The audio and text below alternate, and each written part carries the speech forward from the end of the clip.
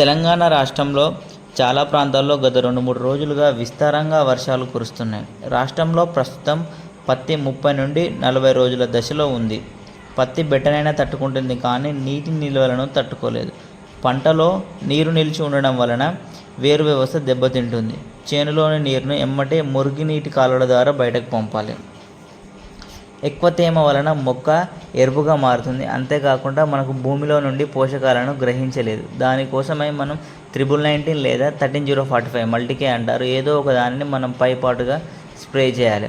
అంతేకాకుండా ఈ అధిక తేమ వలన మనకు మొక్కలు చనిపోవడం కూడా గ్రహించడం జరిగింది. దానికోసం మనం కాపర్ ఆక్సిక్లోరైడ్ 3 grams 1 లీటర్ నీటికి కలిపి మొక్క వేరు మొదల్లో పోయాలి. మనం వీలైనంత తొందరగా పత్తిలోని అంతర్కృషి చేపట్టినట్లయితే కలుపు యాజమాన్యంతో పాటు తేమను కూడా తీసివేయవచ్చు.